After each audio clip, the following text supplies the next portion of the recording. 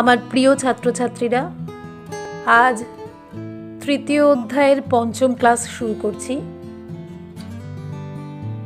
তোমরা যদি এইভাবে এগিয়ে যাও আমার সাথে সাথে, সেটাই কিন্তু আমার ক্লাস নেওয়ার সার্থকতা। যাদের সুযোগ নেই ক্লাস করার, তারা তো দুর্ভাগা, তাদের কথা আমি কিছু বলতে পারছি না। কিন্তু যারা সুযোগ পেয়েও ক্লাস করছো না, তারা কিন্তু ভুল করছো। তবু কয়েকজন ক্লাস ফলো করছো, এতেই আমার আনন্দ। চলো আজকে ক্লাস তবে শুরু করি। আজ যেটা পড়াবো সেটা আলাদা করে 5 মার্কসের কোনো কোশ্চেন আসবে না, হয়তো ছোট ছোট করে 1-2 নাম্বার করে 5 মার্কস আসতে পারে। 12-এ কিন্তু এটা গোটা একটা চ্যাপ্টার, যদিও 1 নাম্বারের চ্যাপ্টার, কিন্তু 12-এ এটা একটা গোটা চ্যাপ্টার এবং 12-এ আমি আর পড়াবো না, আমি জাস্ট রিভিশন দেব। তাই এখন ভালো করে তোমরা লিখে নাও। শুরু করি। প্রশ্ন লেখো, বিভিন্ন প্রকার বাজারের শ্রেণী বিভাগ করো। উত্তর বলছি, অর্থনীতিতে বাজার বলতে নির্দিষ্ট কোনো স্থানকে বোঝায় না। ক্রেতা বিক্রেতার উপস্থিতিতে নির্দিষ্ট দামে কোনো দ্রব্য বা সেবার ক্রয় বিক্রয় হলেই তাকে বাজার বলা হয়। আগে এটুকু বুঝে নাও, আমরা বাজার বলতে আমরা কিরকম ভাবি? আমরা ভাবি ধরো পুজোর বাজার, ঈদের বাজার, বা সকালে সবজির বাজার, মাছের বাজার। অবশ্যই সেগুলো বাজার, কিন্তু ইকোনমিক্সে শুধু যে বাজার মানে ওই রকম অনেক বিক্রেতা অনেক ক্রেতার সমাগম, তা কিন্তু নয়। যদি কিছু বিক্রি হয় নির্দিষ্ট দামে, ক্রেতা থাকেন বিক্রেতা থাকেন, তবেই আমরা তাকে বাজার বলবো। আমরা যে মোবাইলের রিচার্জ করি, তাহলে এখানে আমরা ক্রেতা বিক্রেতা, বিভিন্ন কোম্পানি কি কিনছি বা তারা কি বিক্রি করছেন, মোবাইল পরিষেবা দাম দিচ্ছি আমরা, সেটাও কিন্তু বাজার। আমরা ট্রেনে উঠছি, ট্রেনের টিকিট কাটছি, সেটাও বাজার।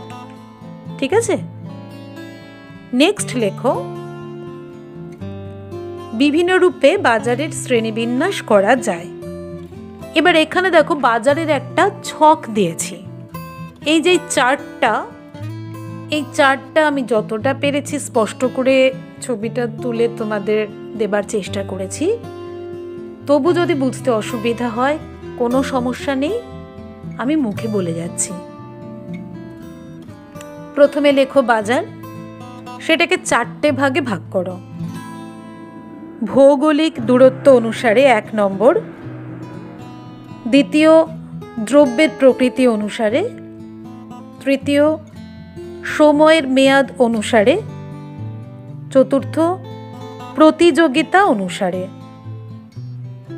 ভৌগোলিক দূরত্ব অনুসারে তার আবার 3টি ভাগ, স্থানীয়, জাতীয়, আন্তর্জাতিক। দ্রব্যের প্রকৃতি অনুসারে তারও 3টি ভাগ, ভোগ্যদ্রব্য, মূলধনী দ্রব্য, সেবা দ্রব্য। সময়ের মেয়াদ অনুসারে যে বাজার, তার 4টি ভাগ, অতি স্বল্পকাল, স্বল্পকাল, দীর্ঘকাল, অতি দীর্ঘকাল। খেয়াল করো, 4টে ভাগের মধ্যে প্রথম এবং শেষে আছে কে? অতি স্বল্পকাল, অতি দীর্ঘকাল। আর দ্বিতীয় তৃতীয়তে শুধু স্বল্পকাল, শুধু দীর্ঘকাল। লাস্ট প্রতিযোগিতা অনুসারে তার 2টি ভাগ, পূর্ণ প্রতিযোগিতা, অপূর্ণ প্রতিযোগিতা। অপূর্ণ প্রতিযোগিতার আবার 8টি ভাগ। আস্তে আস্তে লিখে নাও। 1 নম্বর একচেটিয়া, 2 নম্বর একচেটিয়া প্রতিযোগিতা, 3 নম্বর দ্বিপাক্ষিক একচেটিয়া, 4 নম্বর অলিগোপলি, 5 নম্বর ডুওপলি, 6 নম্বর মোনোপসনি, 7 নম্বর অলিগোপসনি, 8 নম্বর ডুওপসনি। অপূর্ণ প্রতিযোগিতায় কয়েকটা বাজার তোমরা নাম শুনলে, তাদের একটু অজানা লাগলো, সমস্যার কিছু নেই, আমি ডিটেলে আবার লেখাচ্ছি, তোমরা ভালো করে সেগুলো লিখে নিতে পারবে। ঠিক আছে, তাহলে একটা একটা করে লেখাই এবং বুঝিয়ে যাই। এবার 1 নম্বর লেখো, ভৌগোলিক দূরত্ব অনুসারে বাজার। নাম্বার এ, স্থানীয় বাজার, ব্র্যাকেটে কলকাতার বাজার। নাম্বার বি, জাতীয় বাজার, ব্র্যাকেটে ভারতের বাজার। নাম্বার সি, আন্তর্জাতিক বাজার, ব্র্যাকেটে বিদেশের সঙ্গে ভারতের আমদানি রপ্তানি। তাহলে এটুকু আগে বুঝে নিই, ভৌগোলিক দূরত্ব অনুসারে বাজার, তোমরা বুঝতেই পারছো যে বাজারের অবস্থানটা কোথায়। অবস্থান মিন্স যে ক্রেতা বিক্রেতারা কোথায় থাকেন।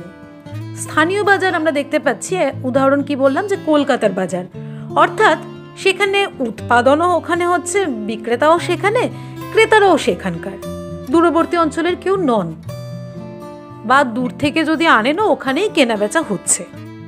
ঠিক আছে, অর্থাৎ নির্দিষ্ট জায়গায় কেনাবেচাটা হচ্ছে। জাতীয় বাজার, জাতীয় বাজার আমরা কি জানি, জাতীয় বাজার মানে হচ্ছে যে একই দেশের এক রাজ্য থেকে অন্য রাজ্যে কেনাবেচা।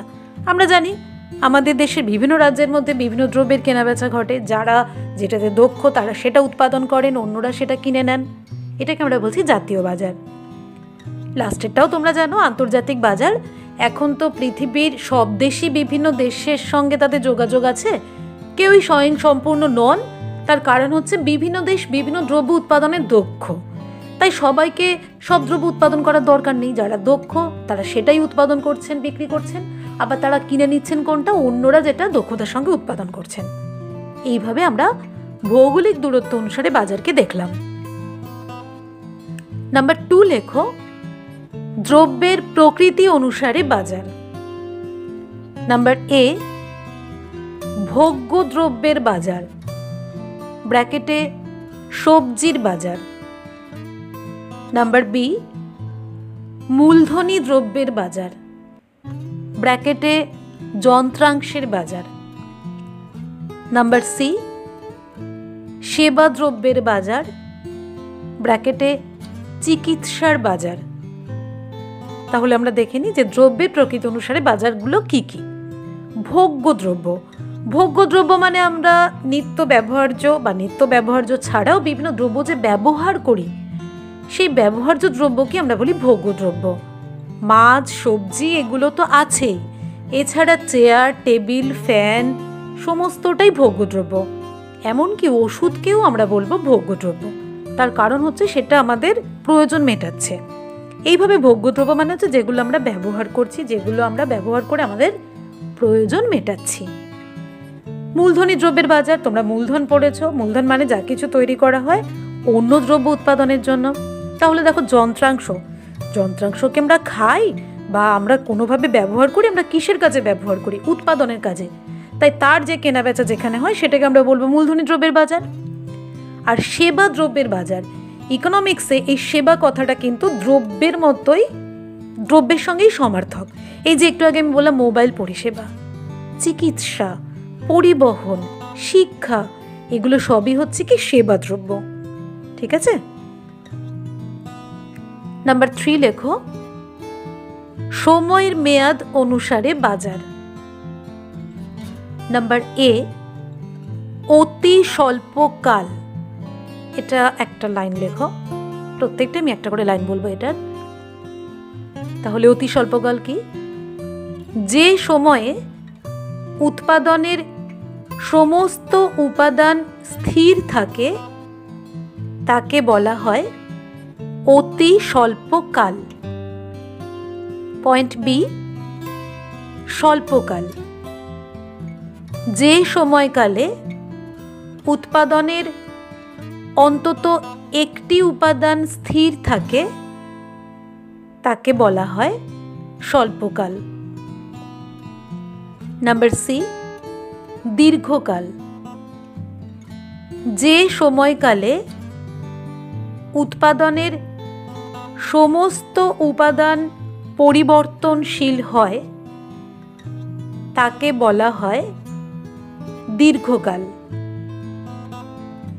নাম্বার ডি, অতি দীর্ঘকাল। অতি দীর্ঘকালে মানুষের রুচি পছন্দের পরিবর্তন অনুযায়ী দ্রব্য উৎপাদন করা সম্ভব হয়। নতুন উৎপাদন পদ্ধতি, আধুনিক যন্ত্রপাতি প্রভৃতির মাধ্যমে মানুষের চাহিদা অনুযায়ী নতুন নতুন দ্রব্য উৎপাদন সম্ভব হয়।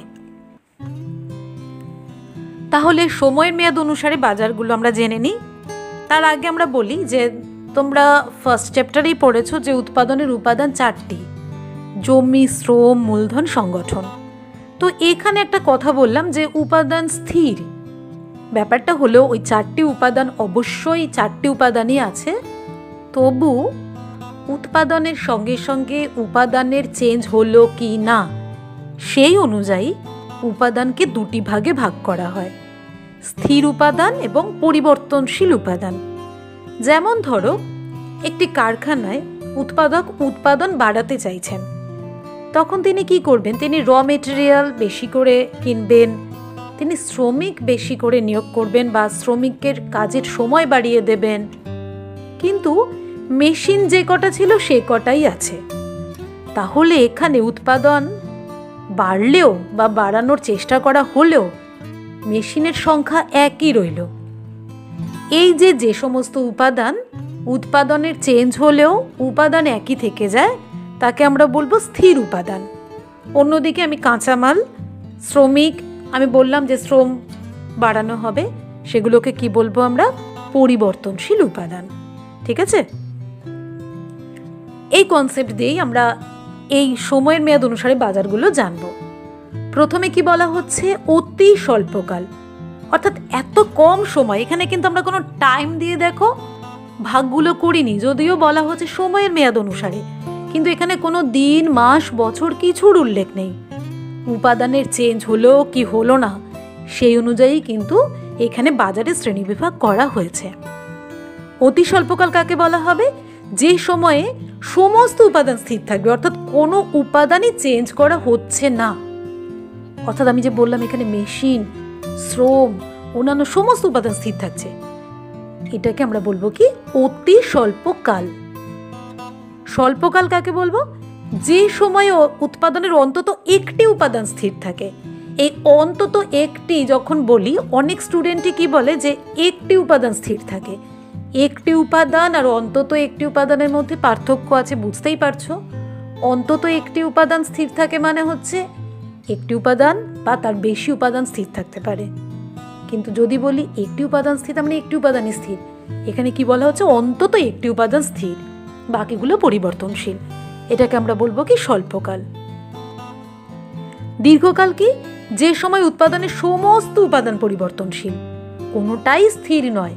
অর্থাৎ উৎপাদন বাড়াতে গেলে উৎপাদক মেশিনও বেশি করে নিয়োগ করছেন, বা ধরো কৃষিক্ষেত্রে কৃষক আরও জমি লিজ নিলেন বা জমি কিনলেন, এই যে জমিটা তখন আর স্থির রইল না। এটাকে আমরা বলছি কি? দীর্ঘকাল। যে সময় সমস্ত উপাদান পরিবর্তনশীল হয়ে যাবে, অর্থাৎ উৎপাদন বাড়াতে গেলে উৎপাদক সমস্ত উপাদানই বেশি করে নিয়োগ করবেন। এটা কখন সম্ভব হয়? উৎপাদকের যদি আর্থিক ক্ষমতা বেশি থাকে তখনই, তাই না?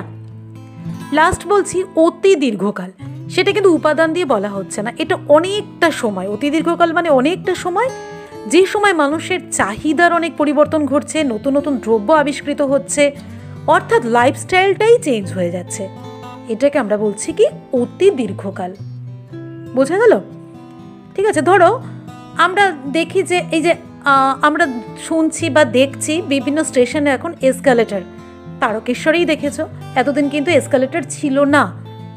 তাহলে এই যে এইভাবেই আমরা কি হবে যে আগে কোথাও কোথাও ছিল, বিভিন্ন শপিং মল বা কোথাও কোথাও ছিল, কিন্তু এখন আমরা দেখতে পাচ্ছি যে অনেক জায়গায় এটা করা হচ্ছে।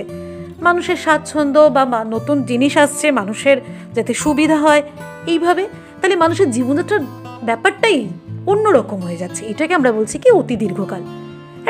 একটা সময় ছিল যখন ফোন বলে কিছু ছিল না, একটা সময় ছিল যখন লাইট বলে কিছু ছিল না, কিন্তু এখন আমরা যে যুগে আছি এগুলো ছাড়া ভাবতেই পারি না, তাই না?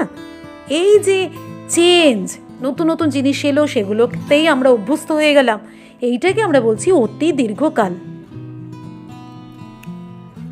লাস্ট নাম্বার 4, প্রতিযোগিতা অনুসারে বাজার। এর নাম্বার 1 লেখো, পূর্ণ প্রতিযোগিতামূলক বাজার। বলছি, যে বাজারে স্থির দামে অসংখ্য ক্রেতা বিক্রেতার মধ্যে সমজাতীয় দ্রব্যের ক্রয় বিক্রয় ঘটে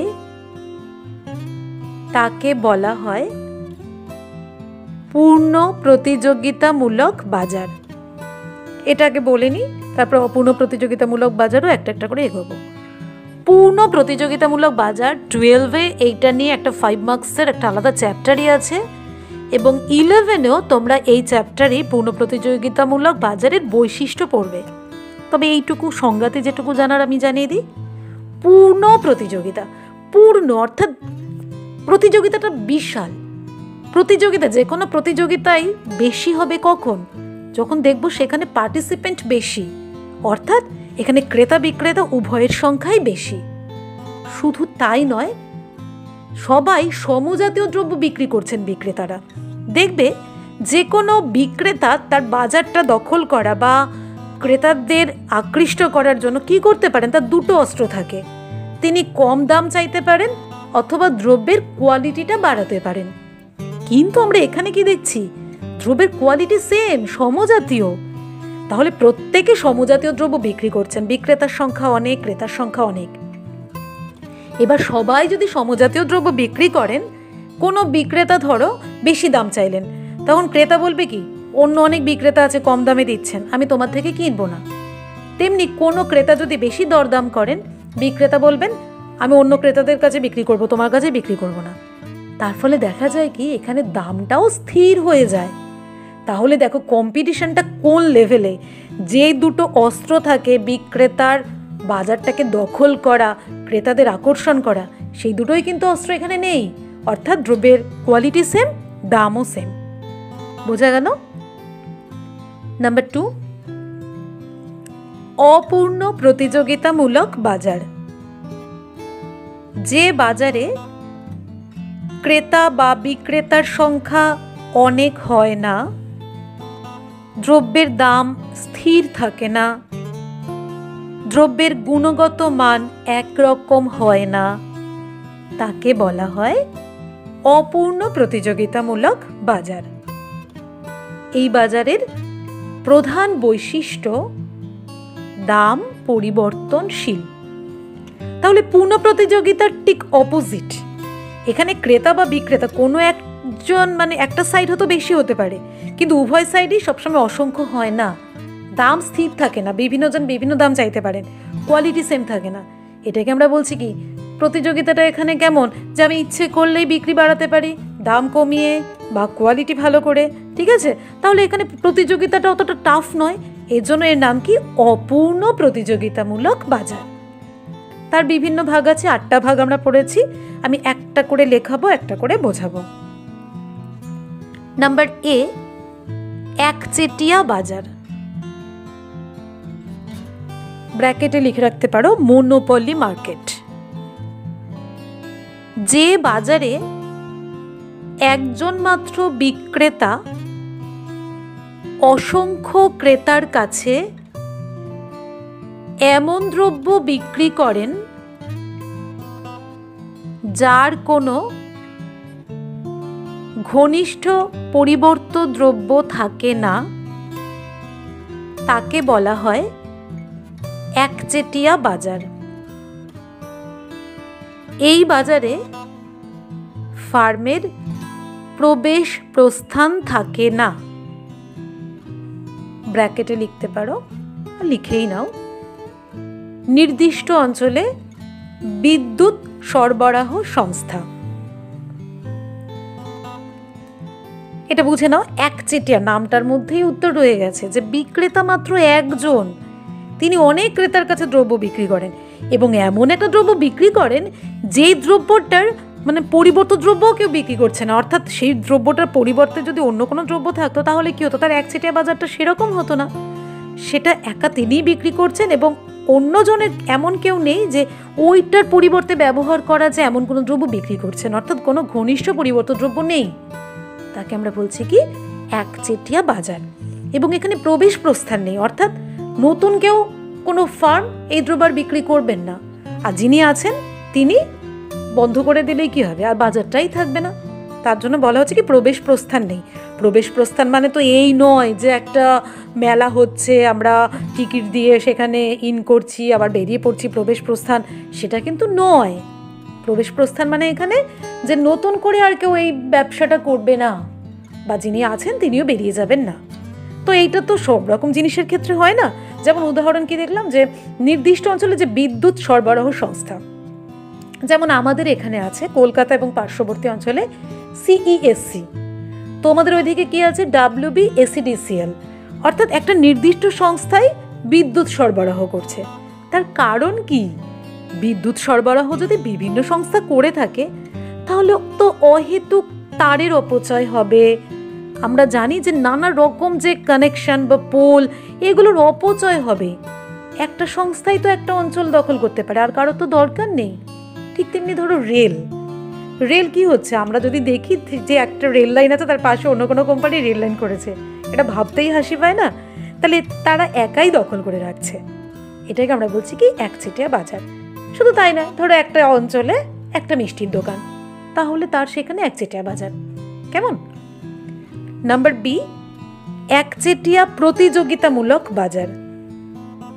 লিখে নাও।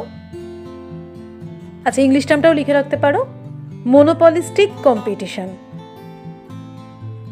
যে বাজারে নির্দিষ্ট দ্রব্য উৎপাদনকারী কোনো ফার্ম একা বিক্রেতা, কিন্তু সেই দ্রব্যের বিকল্প দ্রব্যগুলির সঙ্গে সেই ফার্মকে প্রতিযোগিতার সম্মুখীন হতে হয়, তাকে বলা হয় একচেটিয়া প্রতিযোগিতামূলক বাজার। সাবান, শ্যাম্পু, পেস্ট ইত্যাদি ক্ষেত্রে এরূপ বাজার দেখা যায়। দেখো অদ্ভুত, আমরা একচেটিয়া পড়লাম আবার প্রতিযোগিতা পড়লাম আলাদা করে, কিন্তু এখানে কি দেখতে পাচ্ছি একচেটিয়া প্রতিযোগিতামূলক বাজার। আমি উদাহরণ দিয়ে বোঝালে ভালো বুঝতে পারবে। ধরো একটা সাবান, সাপোজ ডাভ সাবানটা একমাত্র ডাভ কোম্পানি বিক্রি করছেন, তাহলে তারা সেখানে একচেটিয়া। কিন্তু তাদের কম্পিটিশনে আসতে হচ্ছে কাদের সঙ্গে, অন্যান্য যে সাবান আছে তাদের সঙ্গে তাকে কম্পিটিশনে আসতে হচ্ছে, লাক্স বা অন্যান্য যে সাবানগুলো আছে, ঠিক আছে? তাহলে এখানে একচেটিয়া প্রতিযোগিতামূলক বাজারটা কি, যে ওই দ্রব্যটা একা তিনি বিক্রি করছেন কিন্তু তার ঘনিষ্ঠ বিকল্প দ্রব্য আছে। যেমন একচেটিয়াতে দেখলাম কি ঘনিষ্ঠ বিকল্প দ্রব্য নেই, ট্রেনের বিকল্প নেই, বিদ্যুতের বিকল্প নেই, কিন্তু একটা সাবানের বিকল্প অন্য সাবান আছে যেটা অন্য কেউ তৈরি করছেন, অন্যরা যেহেতু তৈরি করছেন তাদের সঙ্গে তাহলে কম্পিটিশন আছে। এইটাকে আমরা বলছি কি একচেটিয়া প্রতিযোগিতামূলক বাজার। এটাই বেশিরভাগ দেখা যায় বাস্তবে। কেমন? পয়েন্ট সি, দ্বিপাক্ষিক একচেটিয়া বাজার, বাইল্যাটারাল মনোপলি। যে বাজারে একজন মাত্র বিক্রেতা এবং একজন মাত্র ক্রেতা উপস্থিত, তাকে বলা হয় দ্বিপাক্ষিক একচেটিয়া বাজার। যেমন ভারতে যুদ্ধাস্ত্র নির্মাণ শিল্প একচেটিয়া বিক্রেতা, আবার ভারতে এই অস্ত্র ক্রয় করে কেবলমাত্র সরকারের প্রতিরক্ষা বিভাগ। নামের মধ্যেই দেখো উত্তর রয়ে গেছে যে দুদিকেই একচেটিয়া, বিক্রেতাও একজন ক্রেতাও একজন। এটা যে কোনো মানে আমি যে উদাহরণটা দিয়েছি সেটা ছাড়াও হতে পারে। যেমন কি বলছি, যে ভারতে যুদ্ধাস্ত্র তৈরি করছে, ভারতেরই একটা মানে সরকারি দপ্তর, আবার সেটা ক্রয় করছে কি ভারতের প্রতিরক্ষা বিভাগ। ও তারা বাদে যারা বিক্রি করছেন তারাই শুধু ওটা বিক্রি করছেন, ভারতের যুদ্ধাস্ত্র নির্মাণ শিল্প, আবার কিনছেন কারা, সরকারেরই প্রতিরক্ষা বিভাগ। এখানে কিন্তু অন্য কাউকে পারমিশন দেওয়া হয় না কেনা বা বেচার। এটাকে আমরা বলছি কি দ্বিপাক্ষিক একচেটিয়া বাজার। নাম্বার ডি, অলিগোপলি বাজার, ইংলিশটাও তাই। যে বাজারে পরস্পর নির্ভরশীল কয়েকজন বিক্রেতা, ব্র্যাকেটে লিখে রাখো 2 থেকে 20 জন, ব্র্যাকেট ক্লোজ, অসংখ্য ক্রেতার কাছে দ্রব্য বিক্রি করেন, তাকে বলা হয় অলিগোপলি বাজার। ওই বাজারে সমজাতীয় দ্রব্য বিক্রি হলে তাকে বিশুদ্ধ অলিগোপলি এবং বিভিন্ন মানের দ্রব্য বিক্রি হলে তাকে পৃথকীকৃত অলিগোপলি বলা হয়।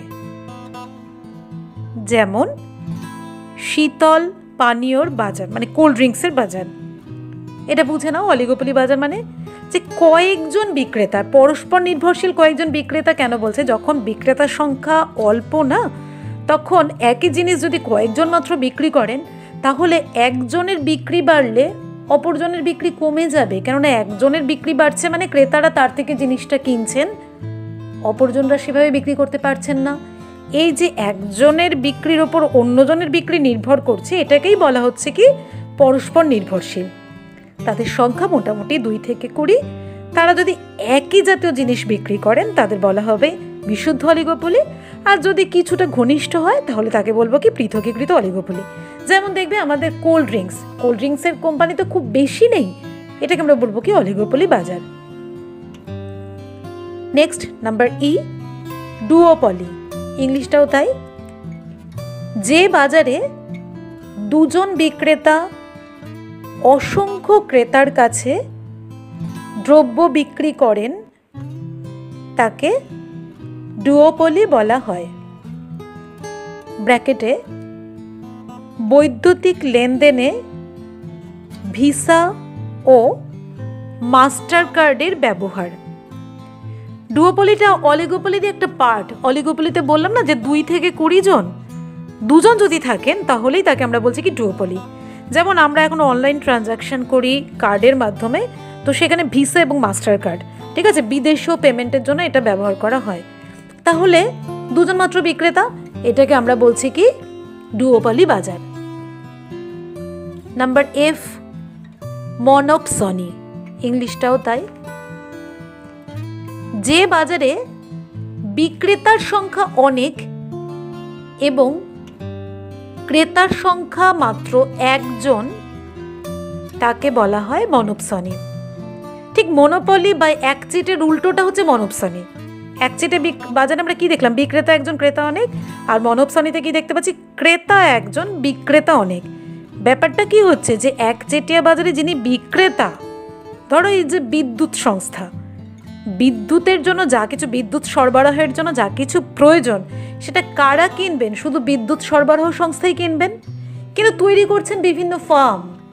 তার মানে একচেটিয়া বাজারে যিনি বিক্রেতা, মনোপসনি বাজারে তিনি ক্রেতা, এবং সেই প্রয়োজনীয় জিনিসটা বিক্রি করছেন অনেকে। নাম্বার জি, অলিগোপসনি। যে বাজারে মুষ্টিমেয় ক্রেতা থাকে কিন্তু বিক্রেতা থাকে অসংখ্য, তাকে বলা হয় অলিগোপসনি বাজার। প্রকৃতপক্ষে অলিগোপসনি বাজারের বিক্রেতাই প্রকৃতপক্ষে অলিগোপলি বাজারের বিক্রেতারাই অলিগোপসনি বাজারের ক্রেতা। ঠিক যেমন একচেটিয়া বা মনোপলি বাজারের উল্টোটা আমরা দেখলাম মনোপসনি, তেমনি অলিগোপলি বাজারের উল্টোটা কি হবে? অলিগোপসনি। অলিগোপলি বাজারে আমরা কি দেখলাম? বিক্রেতা একজন, ক্রেতা অনেক। অলিগোপসনি বাজারে ক্রেতা একজন, বিক্রেতা অনেক। অলিগোপলি বাজারে যারা বিক্রেতা, অলিগোপসনি বাজারে তারাই ক্রেতা, অর্থাৎ তারা যে জিনিসটা তৈরি করছেন তারা ছাড়া তো অন্যরা তৈরি করছেন না, তাহলে তারাই শুধু কিনছেন, বিক্রি করতে পারেন অনেকে। বোঝা গেল? Last number 8, ডুওপসনি। ঠিকই বুঝতে পেরেছো তোমরা ডুওপলির উল্টোটা। তাহলে ডুওপসনি বাজারে বলি, ডুওপসনি বাজারে দুজন মাত্র ক্রেতা থাকেন। বোঝা গেল? তাহলে ডুওপসনি হলো ডুওপলির ঠিক উল্টোটা, অর্থাৎ ডুওপলি বাজারে যে দুজন বিক্রেতা, ডুওপসনিতে ওই প্রয়োজনীয় ওই দ্রব্যটা তৈরি করার জন্য যা কিছু প্রয়োজন শুধু তারাই কিনছেন, তাহলে সেখানে ডুওপসনি বাজারে তারাই ক্রেতা। ঠিক আছে? তাহলে বাজারটা আজকে শেষ হলো। পড়াশোনা করো তোমরা। ঠিক আছে? আজ এতটাই থাক। সাবধানে থেকো সবাই। আজ রাখছি, কেমন?